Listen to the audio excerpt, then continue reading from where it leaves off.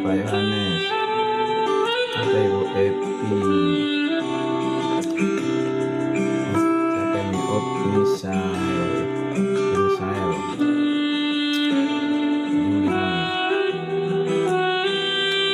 Mau sebentar kita mau ngobrol apa nih, tar ya. BSSSS, keren. Opung Ronaldo, ora sepung.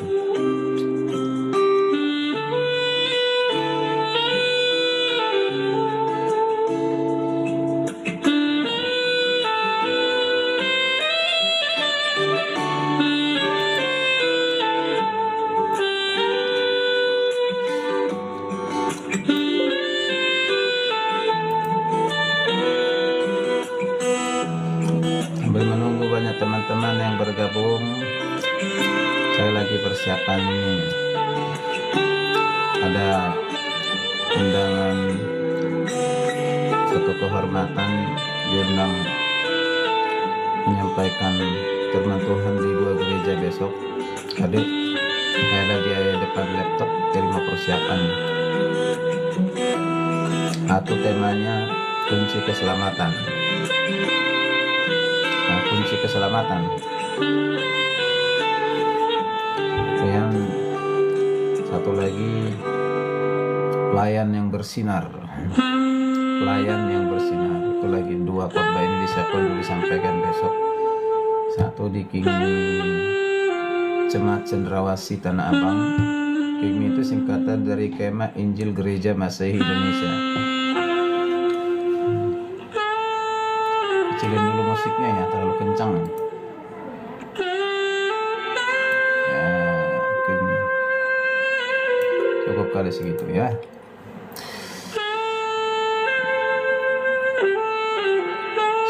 Horas Joy Lumban Raja, Opung Morgan, Opung Horas Opung.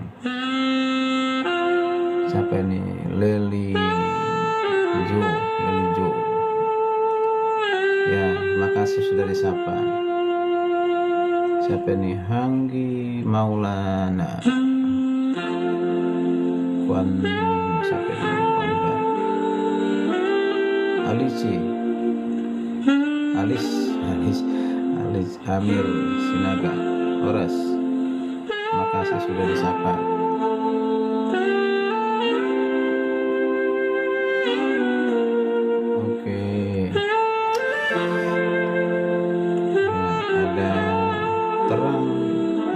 Terang ukur Mila Purnari Pawapisa untuk bergabung. Makasih geng untuk bergabung, tapi tunggu ya.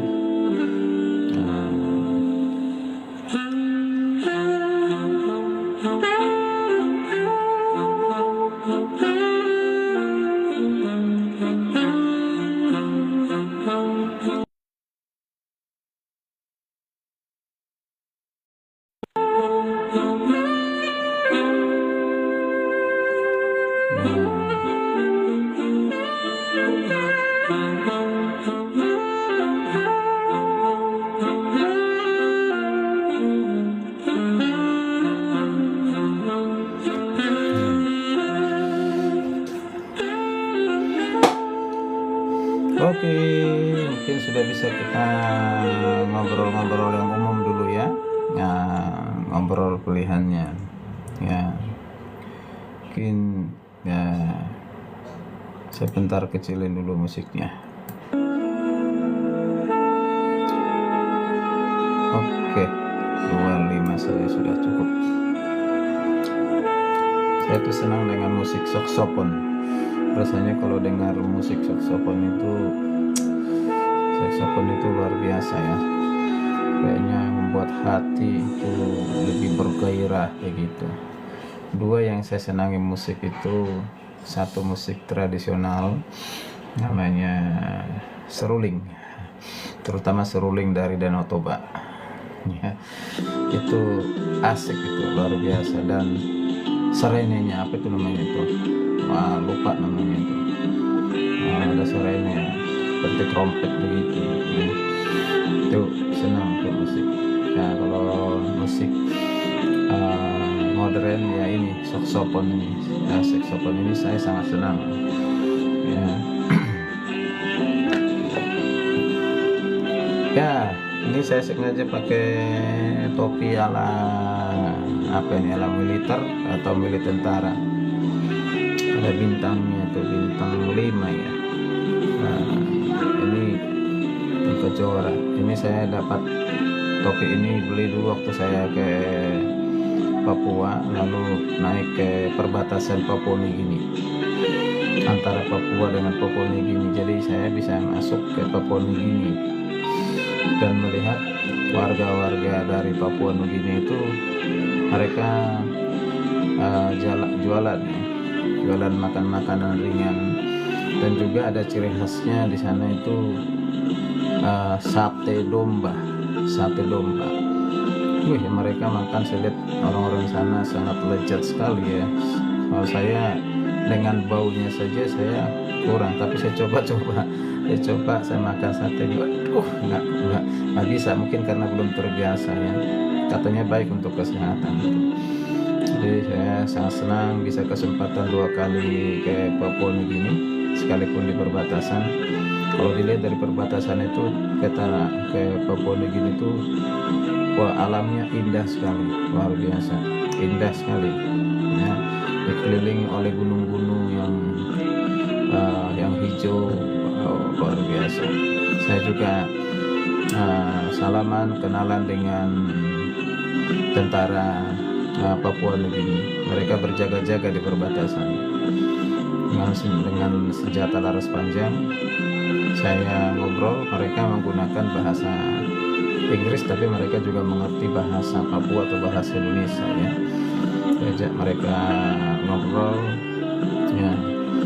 Lalu kita waktu ngobrol asik itu memang ada kadang-kadang tidak nyambungnya tapi ya bahasa komunikasi, bahasa tubuh lah ya, dengan senyum ramah gitu ya. Kayak saya ada kacamata yang saya pakai, mereka mau. Nah, saya pakai kacamata hitam, mereka minta. Udah, salah satu tentara itu minta kacamatanya, saya berikanlah yang kenang-kenangan. Saya tidak kenal itu pengalaman di Papua. Dan waktu itu baru belum lama direnovasi ya, gedung-gedung penjagaan di sana. Jadi di sana yang menjaga ada TNI, ada polisi juga ya, yang menjaga di perbatasan. Itu untuk TNI di perbatasan Indonesia dan polisi ya, kalau ada BRIMOB juga ya. Tapi kalau ke sana itu tidak boleh dari lewat jam 5. Kalau ada orang naik ke perbatasan di antara jam 3 jam 4 sudah nggak boleh, karena jam 5 udah ditutup. Justru jam 5 semua harus turun. Ini mungkin kayak untuk keamanan ya, keamanan pengunjung gitu ya. Sehingga kita buru-buru turun ya. Jadi jam 3 setengah 4 kita harus sudah turun.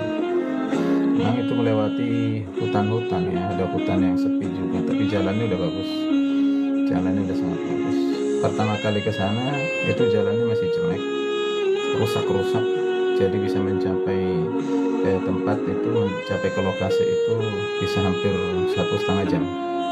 Tapi dengan sudah diperbaiki jalan semakin baik, terus ada jalan motong juga, itu kurang 1 jam belum nyampe. Saya bawa kendaraan sendiri ke sana ya, yang dipinjamkan oleh teman pendeta di sana. Itu luar biasa. Papua itu taman Eden di Indonesia. Nah, segala kekayaan alam luar biasa di sana. Oke, baik. Sekali lagi, kenapa ini pakai seperti ala militer gitu.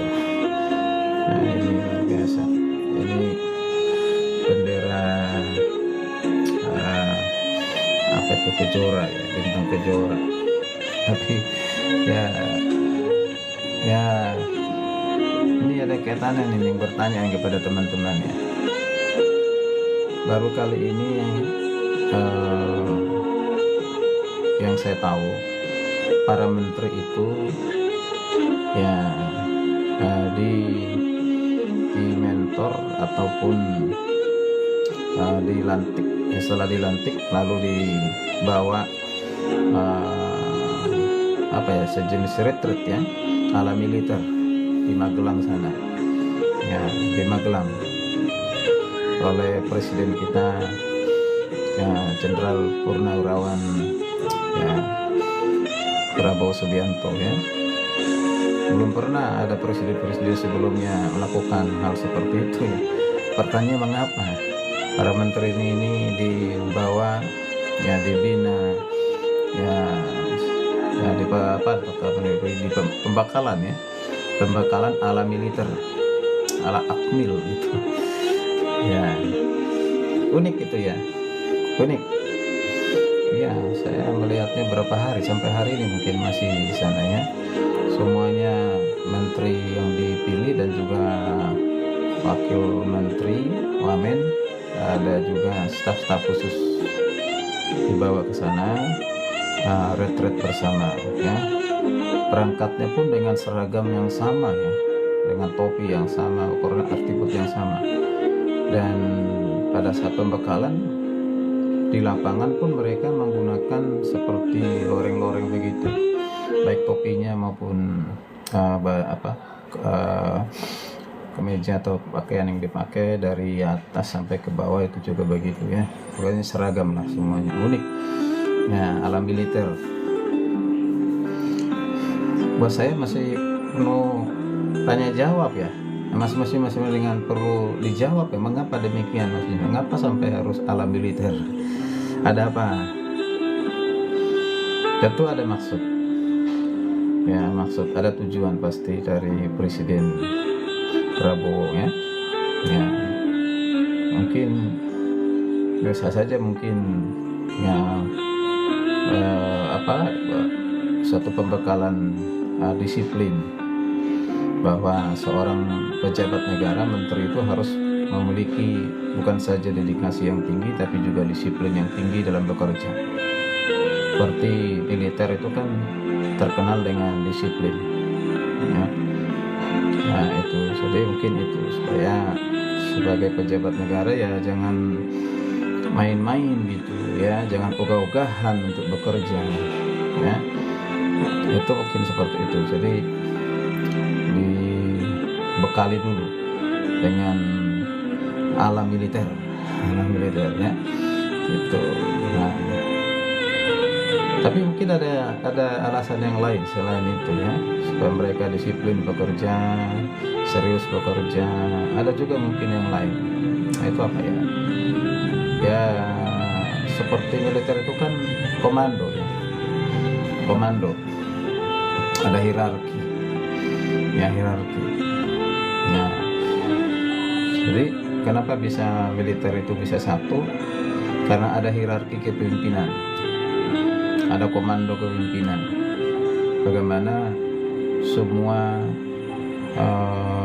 bawahan itu tunduk kepada atasan atau pimpinannya sebagai panglima misalnya kan ya. Semua prajurit apapun pangkatnya harus tunduk kepada pangkat yang tertinggi, yaitu panglima TNI Ya itu kan pangkat tertinggi ya di TNI ya. Itu satu hierarki. Jadi jangan sampai ada yang melenceng ke kiri dan ke kanan. Nah, jadi harus satu hierarki. Nah, ya barangkali ini yang mau diinginkan oleh Prabowo ya, yaitu dia sebagai presiden dan memilih para menterinya ya harus tunduk kepada kepemimpinan beliau, harus loyal, harus setia, tidak boleh diombang-ambingkan oleh pemimpin-pemimpin yang lain, bahkan mungkin pemimpin yang sebelumnya, sekalipun mungkin menteri-menteri itu adalah titipan dari partai atau orang tertentu atau orang berkuasa tertentu, tapi tetap harus tunduk. Ada hierarki, yaitu hanya kepada satu komando, yaitu siapa? Prabowo. Nah itu mungkin ya, nah mungkin ya. Jadi jangan engkau berombang-ambing ke kiri dan ke kanan, ikut komando saya. Kalau ingin masih bersama dengan saya, membantu melayani masyarakat, melayani rakyat, disiplin dan satu komando, satu komando, hanya presiden. Jangan kau dengar kiri dan kanan. Mungkin juga begitu kali ya, tapi saya tidak tahu persisnya apa gitu ya. Ya itu saya hanya memungkinkan saja, karena kita tahu kan di militer memang begitu kan, harus satu komando, satu garis komando, tidak boleh. Misalnya masuk dalam satu daerah tertentu yang konflik, itu kan ada komandan lapangan. Nah, komandan lapangan yang mengatur barisan, mengarahkan, memimpin pada saat masuk ke daerah konflik, dan dia yang paling depan yang mengatur prajurit-prajurit yang harus tunduk taat kepada perintahnya. Nah, kalau tidak berbahaya. Memang seringkali juga ada pengkhianat kan gitu ya. Ya itu, tapi pengkhianat seperti itu biasanya cepat diselesaikan gitu ya, atau kalau ketahuan menjadi pengkhianat langsung dicopot gitu ya. Nah itu ya barangkali menteri-menteri kalau ada yang aneh-aneh, tidak mengikuti aturan dan tidak loyal, tidak disiplin tidak loyal kepada presiden, tidak setia karena pengaruh kiri dan kanan atau penguasa yang sebelumnya, bisa saja dicopot gitu. Kita nggak tahu ya. Nah itu, tapi bagus juga sih, bagus. Mungkin teman-teman setuju nggak itu ya, menteri-menteri dan wakil menteri sebagai pelayan masyarakat ya, mereka dibekali dulu dengan alam militer. Mungkin ada negara lain kali ya. Kalau yang saya tahu di negara lain seperti Korea Selatan, sebelum mahasiswa ataupun di departemen tertentu memang lakukan juga ya pembekalan alam militer itu. Wow. Oke, silakan kalau ada yang mau menanggapi mengapa kira-kira presiden kita Prabowo membekali para menterinya, kalau menterinya dan pejabat yang lain ala militer. Silakan bisa memberikan tanggapan ya, jawaban. Jika ada ya, barangkali bisa tambahan di kolom komentar bisa.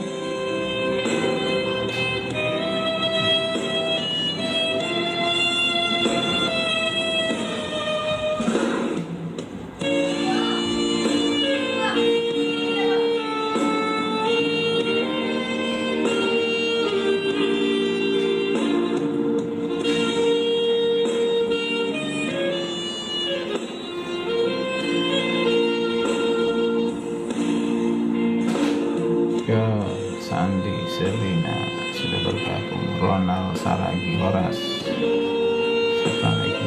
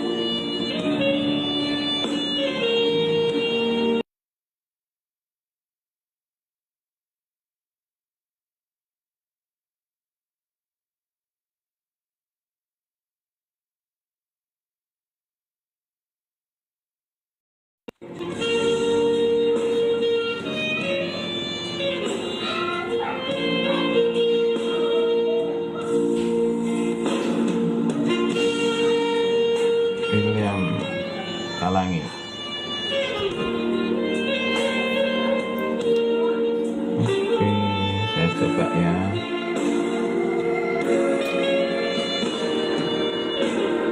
Ya teman-teman, ada nggak yang memberikan masukan mengapa Presiden kita Prabowo membekali para menteri dan wakil menterinya ala militer di Malang sana?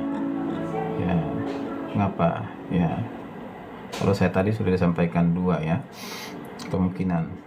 Yang pertama, ya itu adalah membekali mereka untuk dalam hal loyalitas, disiplin. Dan yang kedua, harus ikut komando, satu komando. Tidak boleh ikuti komando sekalipun itu menjadi titipan dari partai politik manapun ataupun dari penguasa yang sebelumnya, tapi engkau hanya ikut komando, yaitu komando dari satu presiden, itu namanya Prabowo. Mungkin itu ya, mungkin itu ya. Ada mungkin dari teman-teman yang lain yang mungkin menyampaikan, silakan. Mungkin kita ya, mungkin aja, kita tidak tahu, nanti ya hasilnya nanti akan ke depan ya. Oke, saya sapa ini saya bisa.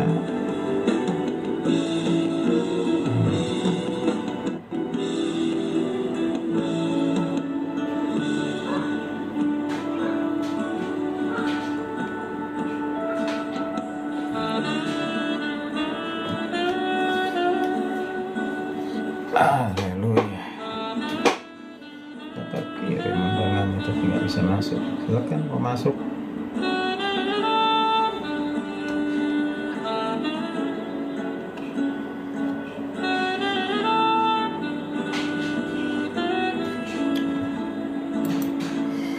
Oke.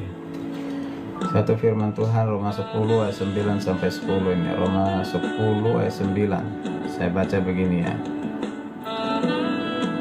Jika engkau mengaku dengan mulutmu bahwa Yesus adalah Tuhan dan percaya dalam hatimu bahwa Allah telah membangkitkan Dia dari antara orang mati, maka engkau akan diselamatkan. Maka engkau akan diselamatkan. Ini adalah perkataan Paulus kepada jemaat di Roma ya. Yang mengatakan kepada jemaat di Roma pada saat itu, jika engkau mengaku bahwa Yesus adalah Tuhan dan percaya dalam hatimu, maka engkau akan diselamatkan. Jadi ya, keselamatan itu, yaitu keselamatan yang kekal, itu hanya bisa diterima atau diperoleh ketika kita percaya. Jika kita percaya bahwa Yesus Kristus adalah Tuhan. Dikatakan mengaku dengan mulut, percaya dalam hati bahwa Yesus Kristus adalah Tuhan. Ya, itu. Ini sudah kirim undangan, kenapa nggak masuk-masuk? Undangan terkirim, nah, kenapa nggak masuk-masuk? Mengapa nggak coba YouTube Premium hanya dengan Rp69.000? Bayangkan punya semuanya dari seluruh layanan YouTube tanpa jeda. Pilihan yang ramah di kantong. YouTube Premium, coba 1 bulan gratis. Mana ya, bisa. Memang ini masih awam dengan yang begini ya.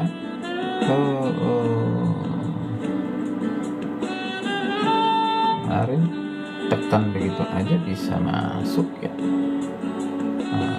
Oke. Kenapa ku balas kebaikanmu? Kenapa hatiku Yesus?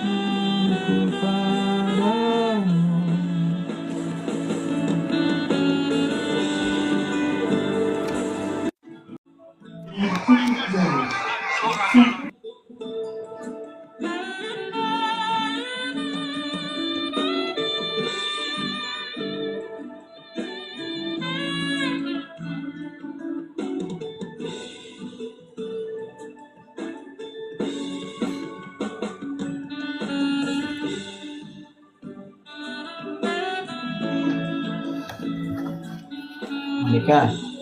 Kalau orang minta undangan begini, bagaimana sayang bikinnya? Kok? Maksudnya wajah Eno nampak?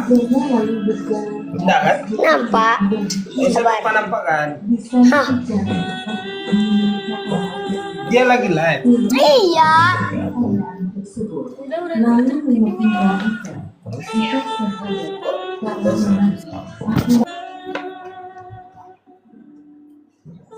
Terus supaya bisa mereka lihat semuanya gimana?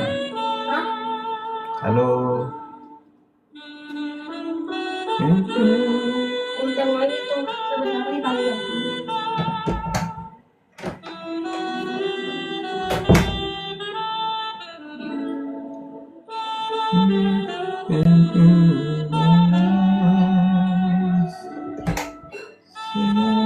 Kebaikanmu.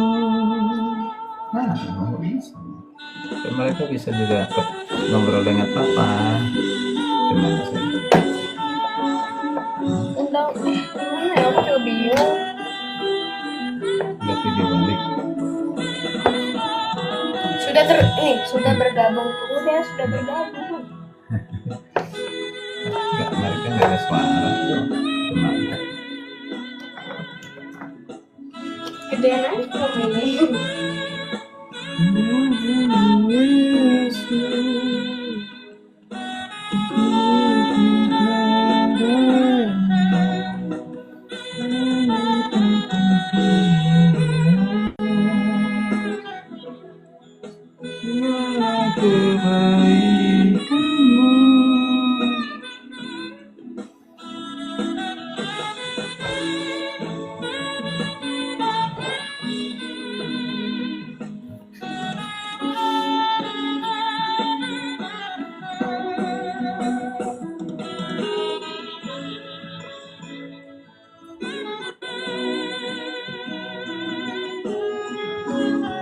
Ah.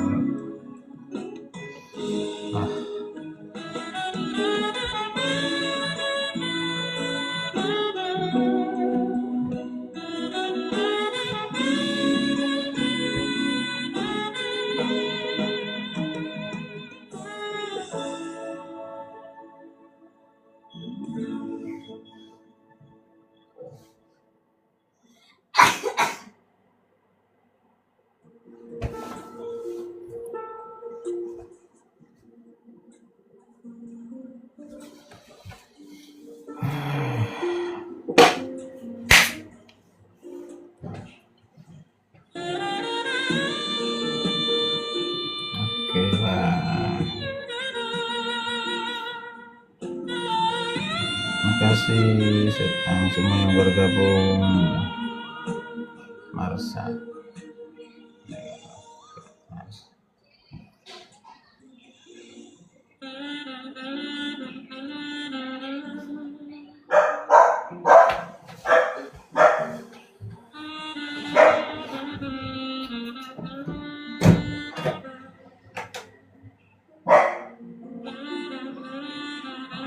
Apa? Ori dulu. Tutup sayang. Ah, langsung.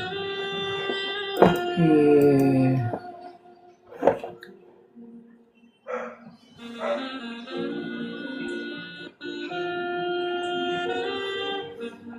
Semua agama ataupun kepercayaan ya semuanya punya konsep tentang surga, tentang neraka, atau tentang keselamatan. Semua agama mengajarkan neraka. Agama Hindu, Buddha, Islam, Kristen, agama Yahudi, ataupun keyakinan yang lain, ya punya pengajaran dan atau konsep tentang keselamatan, ya, surga, neraka. Nah, tapi pertanyaannya, apakah semua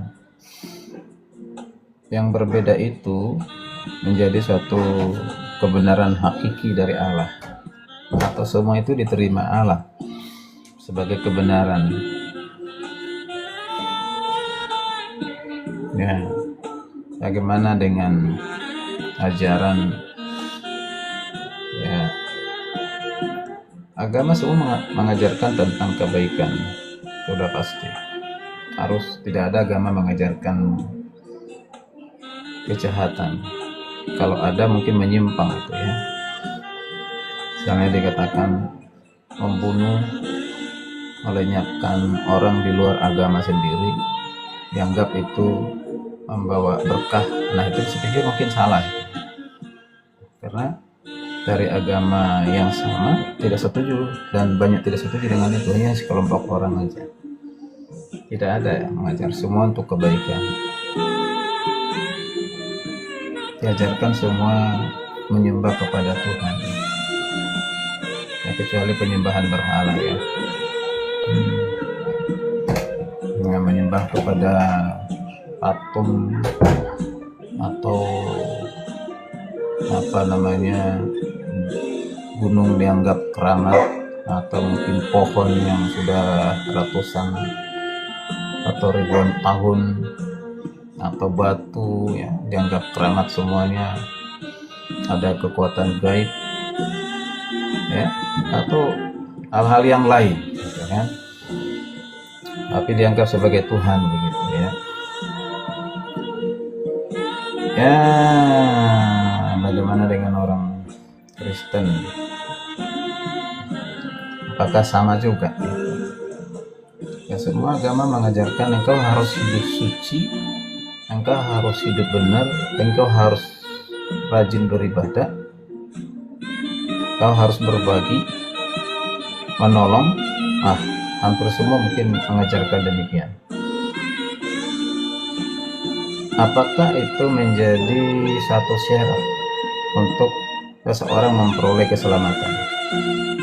Maksud di sini keselamatan yang kekal ya. Semua manusia membutuhkan keselamatan, bukan hanya selamat di dunia ini, selamat dalam perjalanan dari satu tempat ke tempat yang lain, selamat gitu. Orang mendapatkan kehormatan, naik pangkat atau jabatan, selamat gitu. Akan terbang ke luar negeri, selamat sampai tujuan, perjalanan selamat. Artinya mendoakan supaya semua selamat. Keselamatan di dunia ya. Tapi keselamatan ini yang dimaksud dengan kehidupan untuk selama-lamanya, kehidupan yang akan datang terus menerus, yang tidak pernah berubah. Artinya bahwa setelah manusia meninggalkan dunia ini atau manusia mati, tentu tidak semuanya itu selesai urusannya, akan memasuki satu kehidupan yang lain, kehidupan yang baru gitu ya. Ya, hanya dua kan, kemungkinan dua, ke surga, kanan aja surga ya, jangan kiri, ke surga, ke neraka, ke surga, ke neraka. Nah, mengapa orang bisa masuk neraka, dan bagaimana seseorang bisa masuk surga? Nah, tentu orang pasti tidak mau namanya neraka. Mengapa? Karena neraka itu dalam pemahaman atau pemikiran seorang mengerikan, yaitu api yang menyala-nyala, penghukuman yang kekal, tempat penyiksaan, tempat penderitaan. Nah, siapa yang mau ke situ? Pasti tidak ada yang mau, pasti. Tapi kenyataannya, mengapa tetap ada penghuni neraka? Sekalipun mereka tidak mau, tak padahal menjadi penghuni dari neraka itu. Nah itu kan.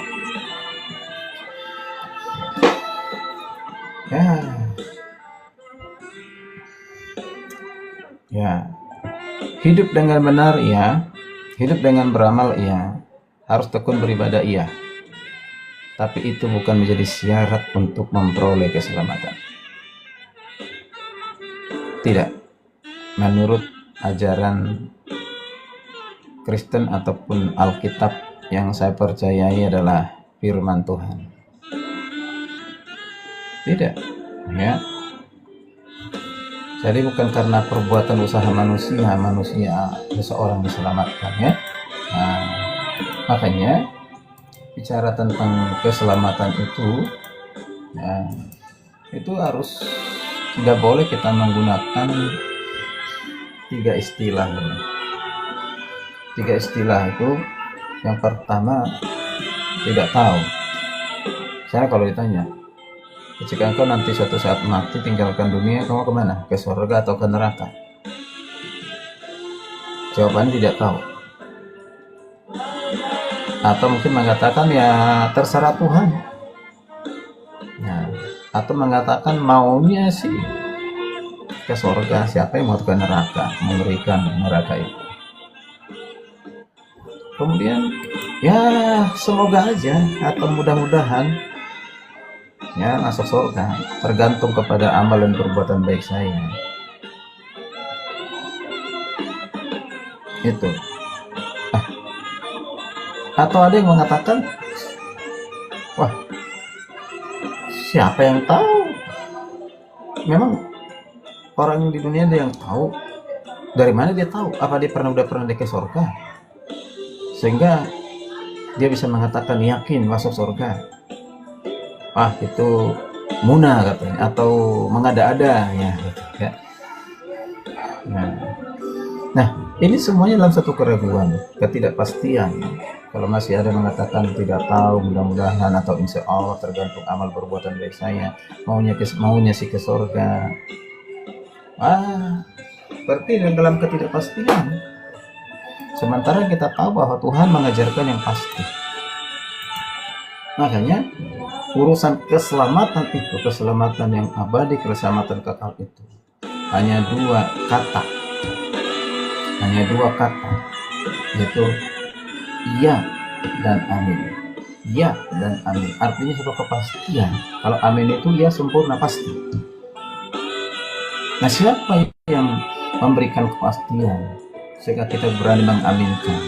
Bukan diri kita sendiri, bukan pastor, bukan pendeta, bukan misionaris, bukan penginjil, bukan penceramah, bukan siapapun manusia di dunia ini tidak pernah bisa memberikan jaminan keselamatan. Tapi siapa? Adalah Allah sendiri, adalah Tuhan itu sendiri. Terima kasih untuk semua yang bergabung. Nah, ingat Bapak Ibu, semua sahabat yang bergabung di TikTok, hidup ini hanya satu kali, setelah itu kita akan mati. Dan lagi hidup ini hanya satu kali, setelah itu kita akan mati. Nah, itulah dikatakan di Ibrani 9 ayat 27. Ibrani 9 ayat 27 berkata demikian. Dan sama seperti manusia ditetapkan untuk mati hanya satu kali. Mati hanya satu kali saja, dan sesudah itu dihakimi. Setiap orang mengalami kematian. Ya. Setelah mati jangan kita anggap semua urusan selesai. Tidak. Justru kita sedang masuk kepada kehidupan di luar dunia ini. Ya. Jadi masih ada, emang tubuh kita ini akan menjadi tanah karena kita berasal dari tanah, ya kan? Tapi jiwa dan roh kita itu ke surga atau ke neraka, mengalami kematian fisik itu pasti. Tapi jangan sampai mengalami kematian jiwa dan roh kita suatu saat. Nah, makanya gini, saya mengatakan begini ya. Hidup satu kali, mati satu kali. Itu kalau kita tinggal di dunia, tinggal di dunia. Ada yang mati satu kali, hidup dua kali. Ada lagi yang hidup satu kali, mati dua kali. Di mana bedanya? Nah, ada bedanya. Nanti, ya, artinya kalau seseorang hidup satu kali, mati dua kali, berarti kematian secara fisik di dunia ini, dan yang kedua kematian kekal. Gitu. Siapa yang akan mengalami kematian kekal itu? Ya, nanti belajar. Lalu tadi dikatakan mati satu, hidup 2 kali, mati 1 kali. Siapa dia? Kalau dikatakan mati 1 kali berarti mati secara fisik tubuh ini. Ya, hidup 2 kali, hidup di dunia dan hidup di akan datang, yaitu disebut dengan kehidupan kekal. Karena hanya 2, kematian kekal, kehidupan yang kekal. Ini akan terjadi bagi setiap orang, ya tergantung kepada bagaimana dia punya kepercayaan, ya, atau iman. Dan saya belajar menyampaikan dari sisi iman Kristen ataupun Alkitab. Ya, Alkitab. Nah, tadi saya akan membaca ya satu firman Tuhan kembali yang dikatakan dalam Roma 10 ayat yang ke-9, ya. Nah, ini dia ayat ke-9. Jika engkau mengaku dengan mulutmu, berarti ada suatu perkataan, ada suatu pengakuan dengan ucapan, ya, bahwa Yesus adalah Tuhan. Nah, ini dia, bahwa Yesus adalah Tuhan, ya. Jadi pertama mengaku dengan mulut, ada suatu pengakuan, ada suatu ucapan, perkataan keluar dari mulut kita bahwa Yesus adalah Tuhan. Ternyata tidak cukup. Mengapa? Karena setan pun percaya.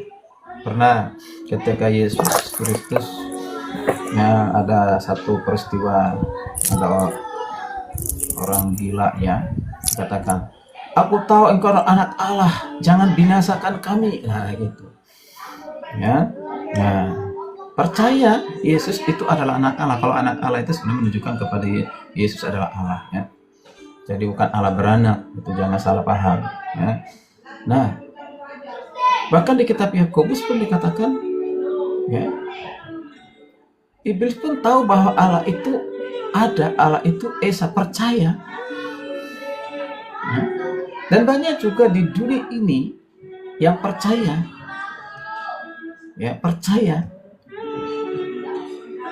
ya, hanya percaya saja dengan mulut, ya. Apakah itu menyelamatkan? Tentu tidak. Makanya kalimat berikutnya ini, mengaku dengan mulutmu bahwa Yesus adalah Tuhan dan percaya dalam hatimu. Percaya dalam hatimu. Kata percaya ini pistis, iman. Iman yang tulus. Maka dikatakan hatimu, berarti hati yang tulus. Percaya berarti itu beriman, yakin, percaya dalam hati. Hati ini, jadi tidak cukup dengan mulut. Banyak orang kan berkata-kata dengan indah dari mulutnya, wah, luar biasa, bisa mengagumkan seseorang ketika dia bicara dengan kecerdasan, kepintarannya. Tapi apakah hatinya juga? Makanya tidak cukup, ya, kecerdasan intelektual, hanya kecerdasan intelektual itu berbahaya, ya. Nanti orang seperti itu hanya banyak ngomong aja, banyak bicara aja, tapi dalam kehidupannya jauh dari apa yang diomongin, apa yang diperkatakan. Harus ada kecerdasan emosional, kecerdasan emosional, mengelola emosi kita. Nah, itu cerdas, seimbang, ya. Nah, artinya di sini percaya dalam hati berarti percaya dengan ketulusan, kesungguhan bahwa Yesus Kristus adalah Tuhan. Maka dikatakan engkau akan diselamatkan, engkau akan diselamatkan. Wow. Siapa yang akan diselamatkan? Mereka yang mengaku dengan dalam hati, percaya dalam hati, beriman. Dan saya yakin itu kalau ada orang mengaku dengan mulutnya Yesus Kristus adalah Tuhan, percaya dalam hatinya, ini bukan semata-mata didorong dari dirinya manusia itu sendiri, tapi ini adalah suatu yang dikaruniakan oleh Tuhan bagi yang sudah ditentukan dipilih untuk diselamatkan. Kalau dia nggak pilihan tidak mungkin.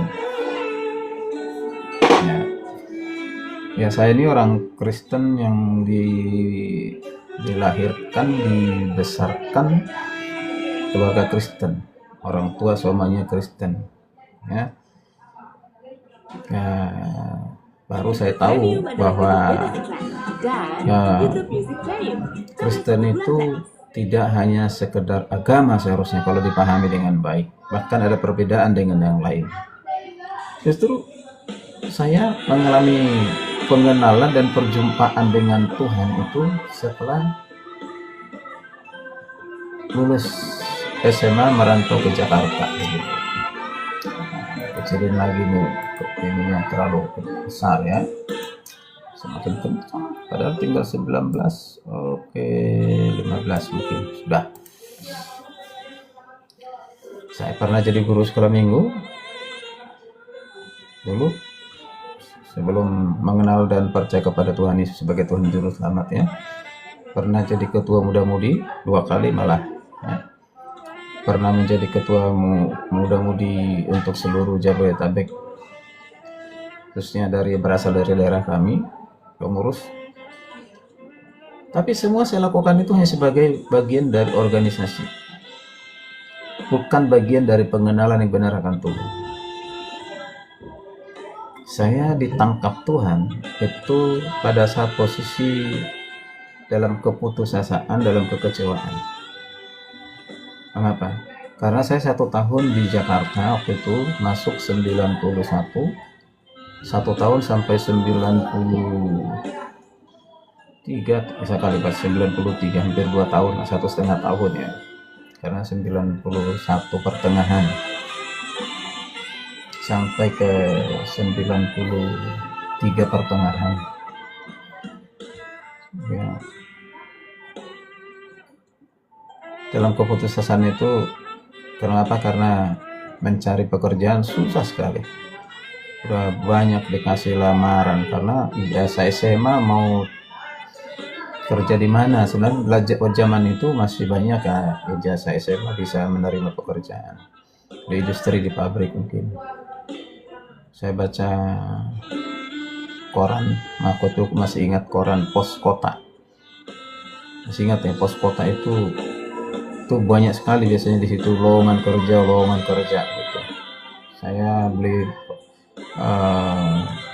koran Pos Kota, lalu saya duduk di taman yang sangat terkenal itu Taman Proklamasi. Waktu itu masih bebas orang masuk ke sana, tidak seperti sekarang. Ya, saya duduk dekat patungnya Soekarno-Hatta itu karena sejuk di situ sore-sore, sore atau pagi, pokoknya hari itu saya baca-baca koran. Singkat cerita, ada orang yang anak muda, ini masih anak muda, dekatin saya, lalu minta bergabung, boleh tidak ya, dia mau kenalan. Waktu saya dipanggil, Mas boleh bergabung, saya kaget kok saya dipanggil Mas. Saya tidak tahu waktu itu kalau Mas itu menunjukkan seperti abang atau kakak dan yang lain. Mas, saya pikir bukan saya bilang, saya ini nama saya bukan si Mas. Bilang, Mas maksudnya, oh ternyata Mas itu panggilan keakraban. Saya bilang nama saya Adok. Oh ya, akhirnya bergabung, dia ramah sekali, akrab, saling memperkenalkan diri, ngobrol-ngobrol yang umum dulu gitu kan. Nah akhirnya dia cerita kepada saya tentang Yesus Kristus. Saya bilang, saya ini orang Kristen ya, saya sudah tahu siapa Yesus Kristus gitu. Saya sudah tahu siapa Yesus Kristus. Bahkan saya ini dengan sombongnya pernah jadi guru sekolah minggu, pernah jadi ketua muda-mudi. Tapi orang ini ya tidak putus asa ya, tetap semangat ya, berkobar-kobar gitu memberitakan tentang Injil, memberitakan tentang Yesus Kristus kepada saya. Tapi pada saat tiba pertanyaan tentang kepastian masuk surga atau tidak, di situ saya nggak bisa jawab. Nah, jadi dia ceritakan kasih Tuhan, diceritakan keadaan manusia yang tidak dapat menyelamatkan diri sendiri dengan cara apapun, termasuk dengan agama, berbuat baik. Saya bilang, ya masa nggak bisa berbuat baik ya pastilah selamatkan gitu ya. Tapi setelah buat pertanyaan, saya ini kalau mati kemana, masuk surga atau neraka? Waduh, saya terus terang saya nggak bisa jawab. Mungkin jawaban saya seperti tadi, saya tidak tahu. Wah, saya ini orang Kristen. Ya terserah Tuhan lah. Oh, akhirnya saya benar-benar dipimpin kepada ketidaktahuan saya yang selama ini saya tidak tahu, sekalipun dilahirkan, dibesarkan di keluarga Kristen. Puji Tuhan, dengan pekerjaan Roh Kudus saya dipimpin percaya diri sebagai Tuhan Juru Selamat. Ya, disitulah saya mengenal sesungguhnya Yesus. Jadi bukan hanya tahu, beda ya, hanya tahu gitu. Kalau dulu tahu, sekarang mengenal, benar-benar mengenal sungguh-sungguh siapa Yesus dan mengapa saya harus percaya kepada Yesus, dan apa akibatnya kalau saya percaya kepada Yesus, dan apa akibatnya kalau saya tidak percaya kepada Yesus. Disitulah saya tahu dituntun mengambil keputusan, dipimpin anak muda ini untuk saya percaya menerima sebagai Tuhan Juru Selamat. Wow, luar biasa. Dari titik itu membuat saya ya tadi yang putus asa, kehilangan semangat hidup, mau pingin pulang kampung lagi, ya itu dibebaskan semuanya menjadi satu kepastian yang luar biasa. Akhirnya apa? Saya coba mencari di mana saya harus bisa lebih bertumbuh lagi, ya, di gereja-gereja tertentu. Nah, saya ini pernah diajak ke gereja. Kalau biasanya orang-orang Batak kalau datang ke perantauan, dia akan cari gereja, tradisi gereja di mana dia fokus saat di kampung, sekalipun gerejanya mungkin ibadahnya bergerejanya setahun sekali, itu pada saat Natal. Pasti kalau di perantauan cari gereja lama. Dan itu saya cari. Itu merasa itu gereja yang paling baik, yang paling benar. Tidak ada yang lain. Itu masih seperti itu keyakinan. Dan juga karena mungkin sudah terbiasa dengan liturginya, dengan kebiasaannya, sehingga kalau masih gereja lain merasa asing. Tapi abang saya yang nomor satu ngajak saya satu gereja tertentu, yaitu gereja GBI Tiberias.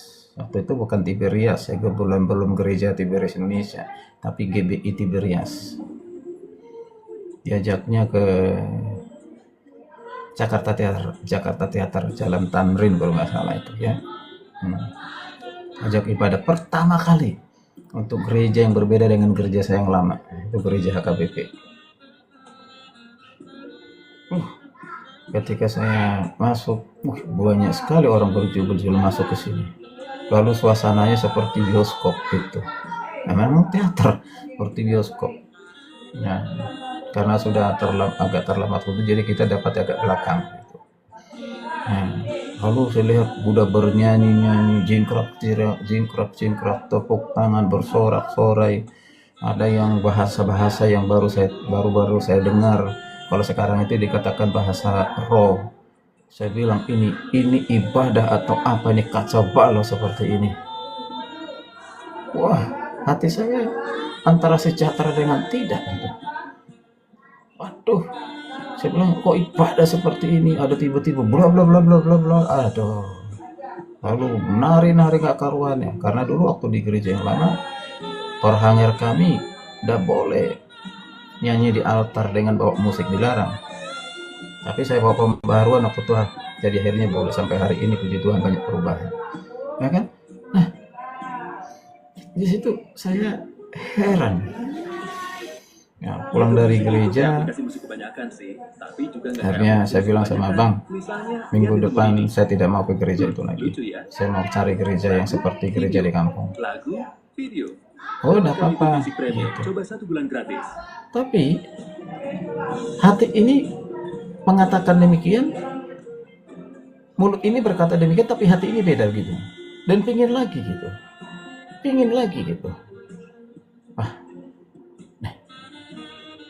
Perkataan saya mengucapkan, saya bilang jangan, tapi hati saya kesana lagi gitu. Akhirnya saya bilang, bang, sepertinya mau nih ke gereja itu lagi. Oh, ayo, sip. Gitu. Ya lama-lama saya sendiri ke sana. Ya, saya senang dengan khotbahnya Gilbert Komendon, khotbahnya Erastus Sabdono pada saat itu. Ada beberapa khotbah yang pengajar yang luar biasa. Ya, ada beberapa pengkhotbah yang saya sukai. Siapa lagi ya? Ada beberapa. Ada orang Batak juga, misalnya itu rahasiaannya. Akhirnya saya bertumbuh, mulai kenal Tuhan di Tiberias. Nah, kemudian ada KKR untuk pemuda. Ya, untuk kebaktian kebangunan rohani, masih ingat sekali itu. Tema KKR-nya, siapkah kita? Siapkah kita? Apa maksudnya siapkah kita? Itu di Indoor Senayan. Pembicaranya Yosi Abdi Saputra. Yang sekarang GBI Nagiri Allah. Ya. Saya hadir. Khotbah yang begitu berapi-api kepada anak-anak muda. Dan saya pun merasa terbangun dengan khotbah itu. Di akhir khotbahnya beliau menantang, siapa anak-anak muda hari ini menyerahkan diri kepada Tuhan, percaya kepada Kristus dan mau melayani Tuhan. Wah, saya paling cepat turun dari rimbun ke jalan ke tengah ke dekat altar, berlutut di situ, didoakan. Ya percaya, harusnya sudah percaya terima Yesus, tapi menyerahkan diri untuk melayani Tuhan. Ya Tuhan, ada follow up-nya. Katakan dengan panitia pada saat itu bagi formulir, bagi apa itu lah, satu kertas untuk kartu follow up lah gitu ya. Dibagi, saya isi, saya berikan. Ya beberapa minggu kemudian saya diundang untuk hadir pembinaan. Saya hadir. Jalan Morotai ada daerah Roxy ya, nah, Roxy sana Jakarta Pusat. Itu di Jalan Morotai ada gereja kecil GBI juga, disitulah pembinaannya. Saya hadir, dari 50 orang lebih yang hadir. Begini, Saya salah satu yang paling setia untuk mengikuti pembinaan lanjutan itu. atau cukup bayar YouTube Premium hanya Itu, saya setia. untuk keduanya. Ya. YouTube Premium. Terus saya diselang-seling lagi dengan mengikuti namanya Speak. Speak itu adalah seminar pertumbuhan iman ya, seperti Stephen Tong di Wahana Manggala Bakti di Jalan Gatot Subroto di sana. Saya hadir, ada juga untuk anak muda, ada untuk umum, saya hadir. Di situ mulai lagi tergugah hati. Gitu. Puji Tuhan, semangat hidup ada kembali. Lalu terus berdoa untuk pekerjaan. Melalui kenal seseorang, saya diajak bekerja di industri, yaitu kawasan industri Pulau Gadung, Jalan Pulau Lentut. Untuk industri pabrik piring kelas ya, PFN ya, kalau tidak salah namanya itu. Saya lulusan SMA, yang diminta itu adalah lulusan STM pada saat itu. STM yang diutamakan, bukan lulusan SMA. Saya lulusan SMA fisika. Ya, aduh, diterima atau tidak ini. Tapi karena saya sudah percaya kepada Tuhan, ya saya percaya bahwa saya diterima. Memang berkat dipakai Tuhan, rekomendasi orang dalam. Masih ingat namanya Robert, orang Batak. Ya, diajak melamar, wawancara. Saya ditanya tentang segala jenis kunci, tidak sepintar mereka yang punya SMT STM, wah semua bisa disebut.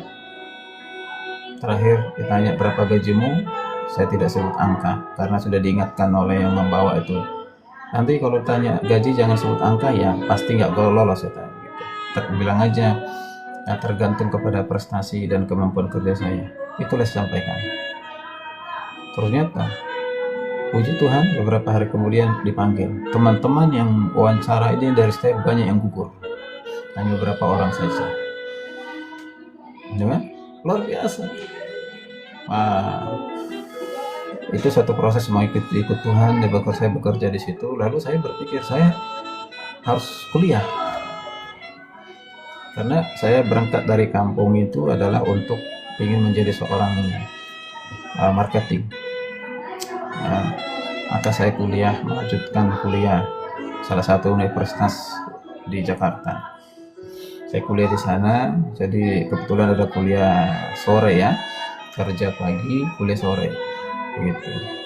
Nah, jadi setiap kalau selesai kerja, saya datang ke kuliah itu. Nah, situlah saya kuliah hampir 1 tahun di situ. Jadi ada acara namanya Roh Kris atau apa dimaksud dengan pembinaan persekutuan orang Kristen ya. Ya, gitu, rohani Kristen. Saya ikut. Nah, entah kenapa salah satu dari pengurus universitas ini menunjuk saya sebagai rohani, koordinator rohani ataupun pelayanan di bidang rohani. Waduh, saya bilang, saya ini masih baru di dalam Tuhan gitu. Ya, belum salah siapa ya waktu itu marga apa ya, saya yang menunjuk saya seperti akhirnya saya terima. Ya, nggak tahu mungkin itu Tuhan yang menuntun dia untuk saya dipilih kan itu ya. Saya terima. Ya, saya akhirnya sebagai koordinator kerohanian untuk mahasiswa pada saat itu. Saya akhirnya dituntut harus belajar, siapa Tuhan dan bagaimana memimpin rohani. Karena pengalaman saya waktu pernah jadi ketua pemuda itu saya bawa. Nah, pada saat saya seperti itu mengikuti seminar-seminar, mengikuti KKR, mengikuti yang lain-lain gereja, ya justru saya lebih tertarik dipanggil sekolah teologi. Saya bilang saya nggak mau jadi pendeta, bahkan udah dipesan oleh orang tua, kau usah jadi pendeta, nggak makan kau nanti kau nggak bisa beli rumah, istrimu kau nggak bisa makan gitu. Itu orang tua masih ngomong gitu. Mengapa? Ya mungkin ada dilihat pendeta miskin seperti itu sehingga tidak mau anaknya mengalami hal yang sama ya. Itu dari kasih tahu sebelum berangkat, bahkan diingatkan lagi. Makanya saya tidak mau. Tapi hati ini ditarik gitu. Harus serahkan dirimu itu melalui KKR Sepentong, melalui KKR tadi Yosi Abdi Saputra, yang lain.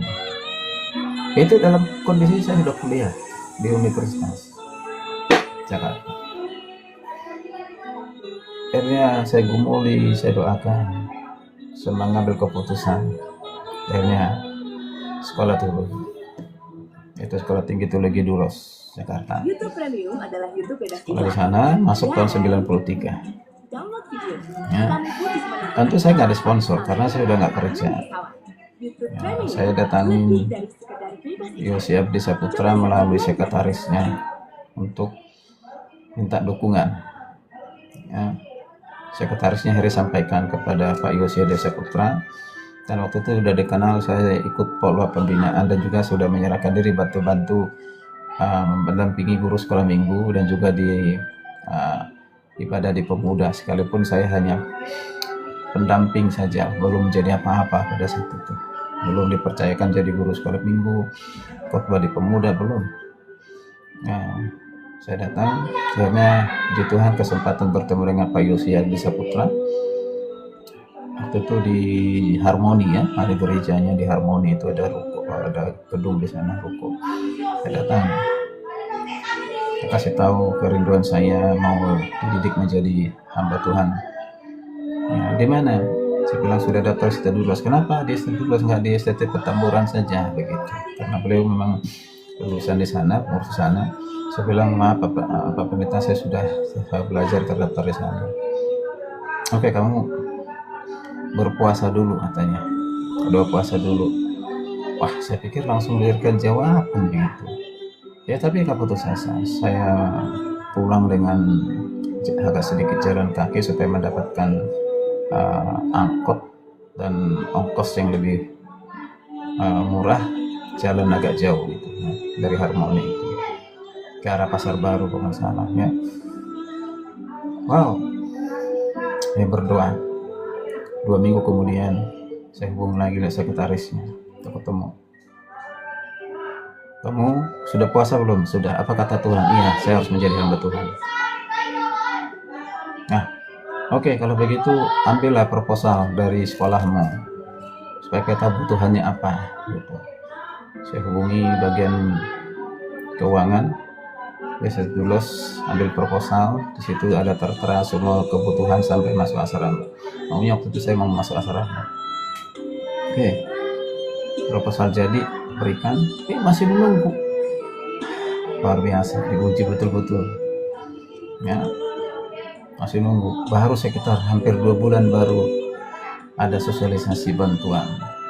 Cukup untuk semuanya, bayar sekolah. Waktu itu uang kuliahnya per bulan itu kalau masalah masih 75.000 sampai terakhir 150.000. Dan uang asrama juga. Ya. Jadi sekitar 250. Tahun 94 udah besar itu 250.000. Ya, saya sangat senang sekali. Udah lanjut dulu. Tapi saya berpikir tidak mungkin saya bergantung terus kepada sponsor. Akhirnya saya cari pekerjaan. Saya sempat masuk asrama waktu itu di Cilangkap ya, Cipayung. Mungkin nggak sampai 1 tahun saya di asrama. Karena apa? Saya cari pekerjaan dan kebetulan saya diberi dapat pekerjaan melalui kakak saya. Itu ya di Indofood bagian riset. Dan saya tidak punya pengalaman di situ. Tapi karena katanya harus dilatih, jadi saya diterima. Waktu di training lulus ya, itu untuk wawancara ya orang-orang tertentu atau cari-cari data tentang produk tertentu di pasaran ya, atau di mall-mall ya, wawancara orang seperti itu. Sebelum saya belum percayakan jadi pewawancara ya untuk interview, tapi memanggil orang-orang yang akan diwawancara. 1 orang ada dapat duit sekian, 1 orang di interview dapat duit sekian gitu. Setelah saya menikmati pekerjaan itu sambil bekerja, saya sambil kuliah sambil bekerja gitu. Jalan itulah yang mendukung saya untuk tambahan kuliah gitu, karena sponsor dari Pak Yosi Desa Putra kalau nggak salah pada situ hanya 1 tahun berhenti sehingga bekerja di Indofood. Berangkat pagi-pagi, harus bangun jam 4 pagi, persiapan jam 5, berangkat jam 6 ke kantor, jam 7 sampai waktu itu Pak kantornya masih di Jalan Raya Pasar Minggu sana ya, riset Indofood. Nah, saya hampir tiap hari ke sana kecuali Sabtu Minggu. Oke. Di training dapat job, berangkat dan diberitahu cepat lapor ya. Ada yang lapor harus hari itu juga, ada yang bisa melapor hasil kerjanya besok boleh ya.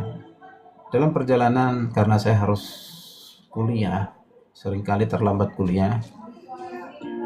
Itu ya dulu kan nggak seperti sekarang ya, masih banyak ada. Sekarang ini semua sudah ada ya, ada busway, ada kereta api dan yang lain semuanya. Sekarang udah cukup banyak transportasi. Kalau dulu itu Metro Mini, Kopaja, bis tingkat itu kalau penuh, wah kelantungan, sering macet, sering terlambat kuliah.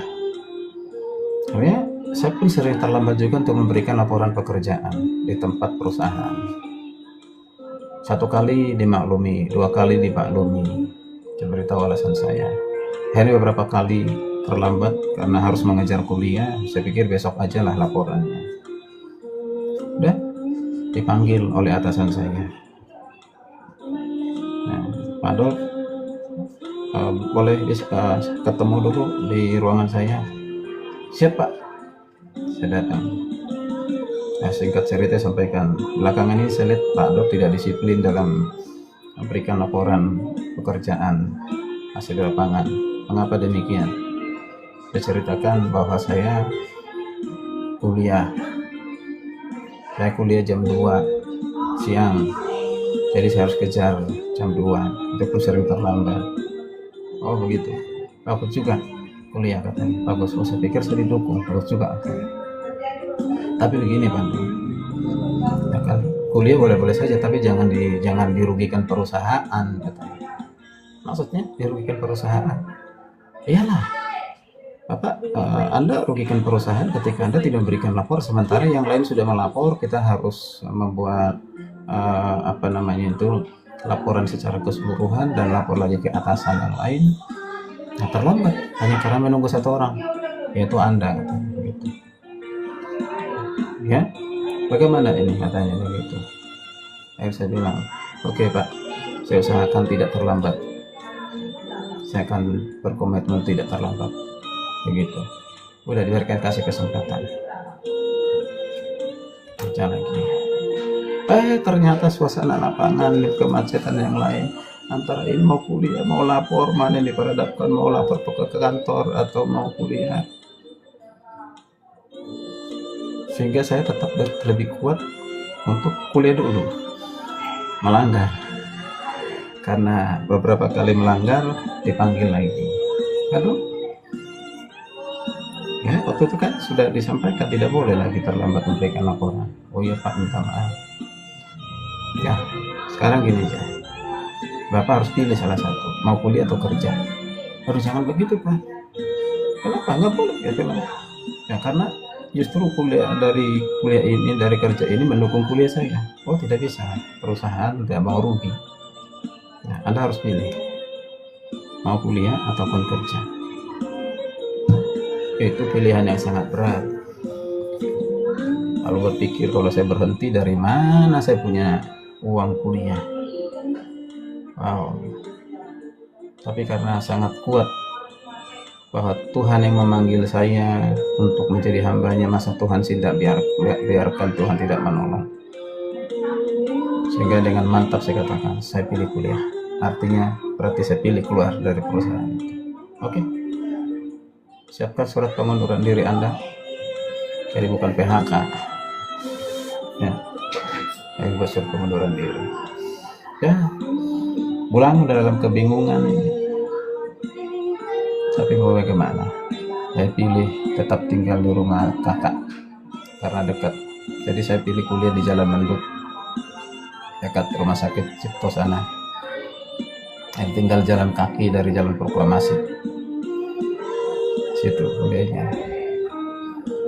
Itu udah semester berapa ya? Udah semester 3 atau sering kali terlambat membayar uang kuliah. Namanya kalau di perguruan tinggi itu kalau nggak bayar uang kuliah itu tidak boleh mengikuti ujian, terutama ujian akhir semester. Udah duduk dengan nyaman, ada kertas ujian di meja, tulis nama, datang dari bagian keuangan, manggil nama-nama tertentu termasuk nama saya di dalamnya. Ada Bastir muter-muter, silakan keluar karena sudah tertunggak uang kuliah Anda 3 bulan. Aduh. Ya, dengan hati yang menangis keluar dari kelas, lalu mulai berpikir ini dipanggil Tuhan atau panggilan diri sendiri. Kalau dipanggil Tuhan, kenapa harus melewati seperti ini? Tapi keinginan saya untuk kuliah itu sangat kuat sekalipun sudah dikeluarkan dari kelas. Ya, puji Tuhan, banyak pertolongan Tuhan dari orang-orang tertentu yang bisa menolong. Bukan dari keluarga. keluarga pada saat itu ada juga orang-orang yang berduit, bahkan tiap hari bawa duit 1 rangsel. Ada namanya dingdong dulu. Itu bahkan saya ikut bantu-bantu di situ. Tapi apakah saya bisa dibantu pada saat itu? Oh, enggak. Mau pinjam aja dimarahin kan, ya. Nah, tapi itu proses Tuhan yang luar biasa. Puji Tuhan, sehingga tahun 1098 pada sebelum kerusuhan ya. Kami angkatan kedua, nggak salah lulus. Saya angkatan kedua lulus. Kami wisuda di Jalan Gatot Subroto, Gedung Patra Jasa. Situlah saya mengikuti wisuda dengan Pak Royan Diotasud sebagai ketua. Nah, pada saat puji Tuhan, saya selesai sarjana teologi berkat pertolongan Tuhan. Itu luar biasa. 93 sampai 98. Itulah saya semakin mencintai Tuhan Yesus dan menyerahkan diri untuk melayani totalitas hidup kepada Tuhan. Dan masih banyak kesaksian yang lain. Bagaimana bisa sampai jadi S2, S3, bagaimana bisa melayani dulu di Lembaga Pelayanan Mahasiswa Indonesia atau di sebuah kampus Suicide for Christ. Ya, saya di sana melayani hampir 2 tahun. Ditempatkan di Bengkulu, Universitas Negeri Bengkulu. Saya melakukan di sana penginjilan, pemberitaan kepada mahasiswa. Ya, akhirnya saya setelah hampir 2 tahun keluar, ya, bergabung di salah satu perguruan tinggi teologi di Jakarta. Situ saya cukup lama. Akhirnya percayakan lagi pada sekolah tinggi teologi yang lain, dan akhirnya terakhir saya dirikan sendiri sekolah tinggi teologi, namanya Sekolah Tinggi Teologi Kata Rasul Indonesia Bekasi, yang berdiri tahun 2011, tanggal 2 Mei 2011 berdiri, dapat izin 2015, dapat akreditasi, kembangkan, tingkatkan bukan hanya S1 teologi, S1 pendidikan agama Kristen, tapi ditingkatkan lagi ke jenjang berikutnya, itu S2 teologi dan PAR. Jadi ada 4 program studi. Puji Tuhan, dua-duanya hari ini sudah terakreditasi baik.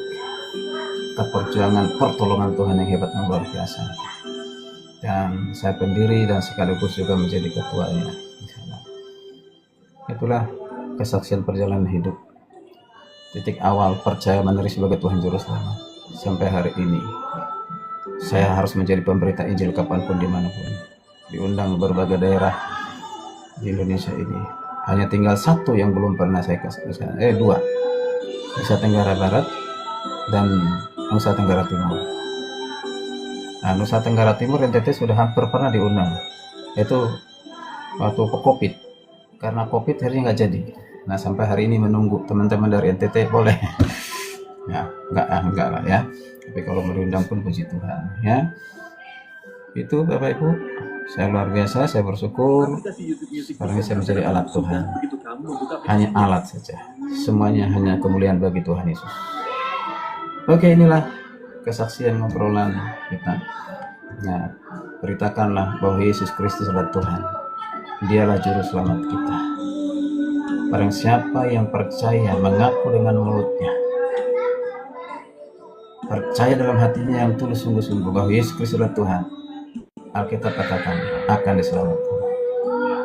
Yesus berkata, "Akulah jalan, kebenaran, dan hidup.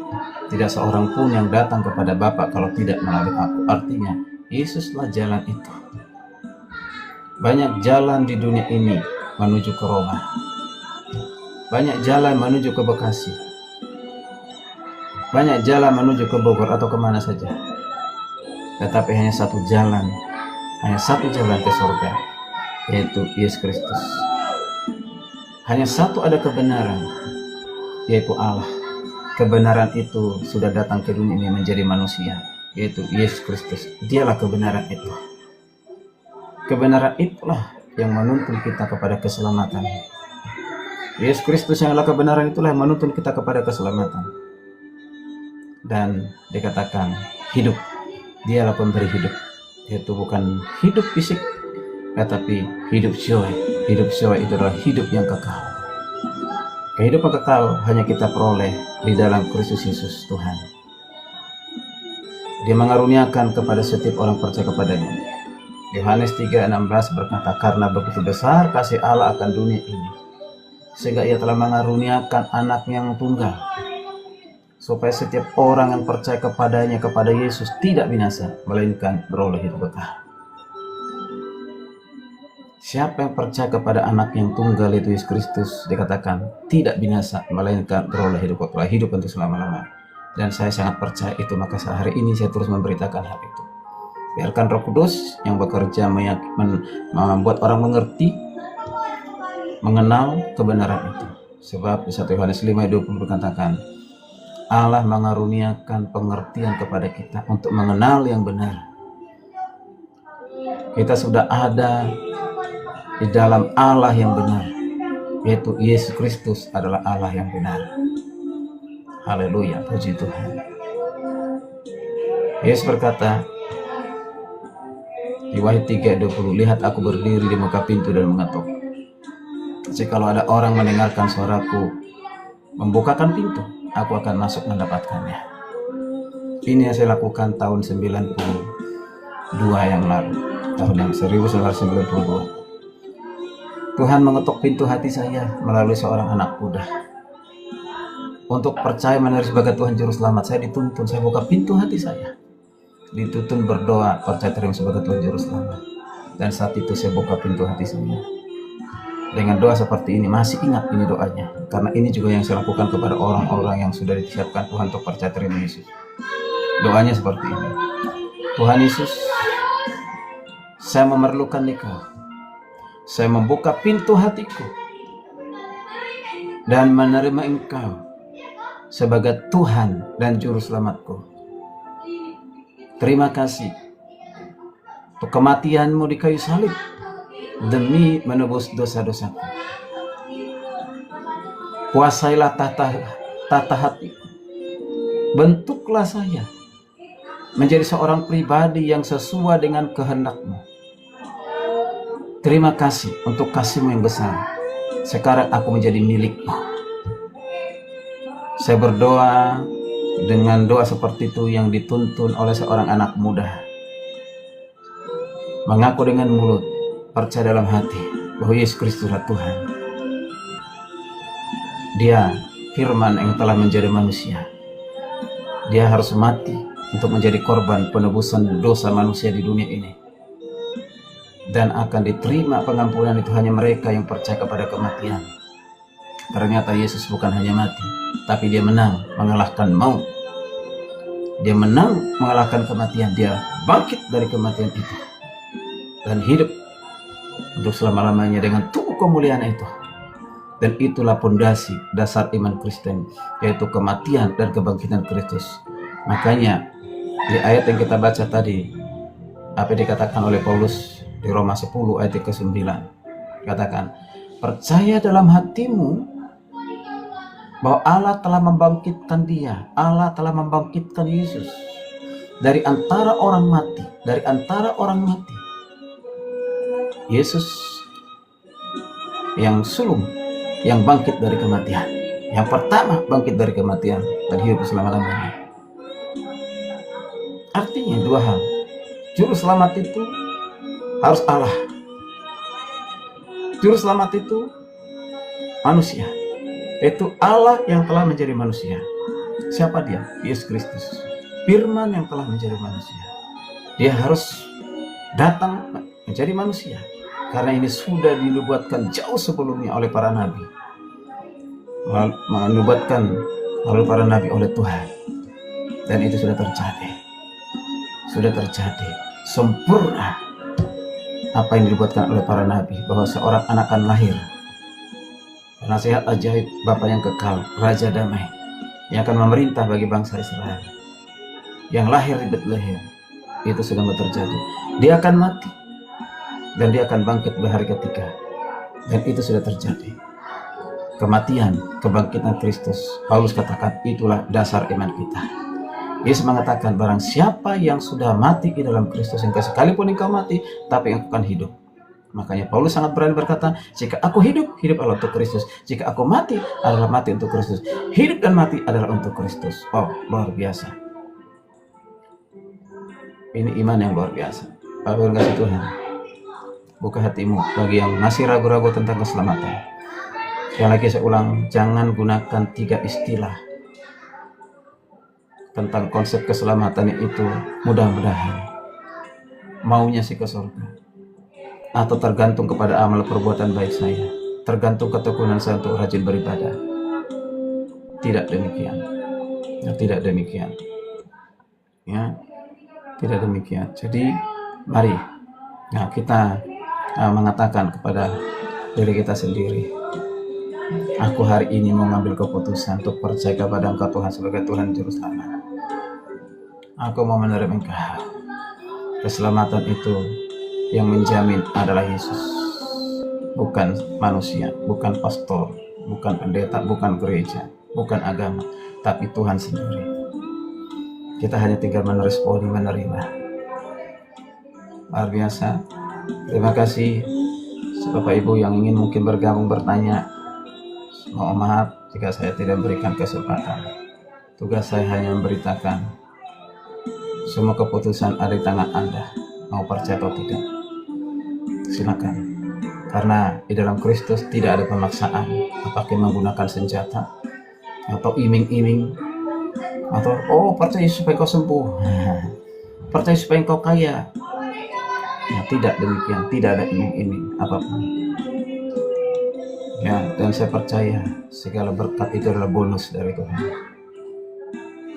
Oke, puji Tuhan. Bapak, waktulah yang mau memisahkan kita. Terima kasih untuk semua yang telah bergabung. Kiranya ini bermanfaat bagi Bapak Ibu sekalian. Bagi yang sudah diberkati, silakan berbagi firman Tuhan kepada orang lain. Puji Tuhan. Jika ada yang tidak sepaham dengan apa yang saya sampaikan, tidak apa-apa, bebas ya. Ya, kita diberikan free will, ya, bebas untuk memilih. Tapi ketika Tuhan memilih, tidak satupun yang menolaknya, dan tidak satupun sanggup untuk menolaknya. Tapi kalau Tuhan tidak memilih, ya sudah, berarti memang seperti itulah. Ya, jelas. Upah dosa ialah maut. Artinya setiap orang yang berdosa memperoleh upah maut. Maut adalah kematian yang kekal, binasa. Bagaimana lepas dari maut itu? Hanya satu jalan: percaya, mengaku dan percaya Yesus Kristus adalah Tuhan. Shalom, Tuhan berkati.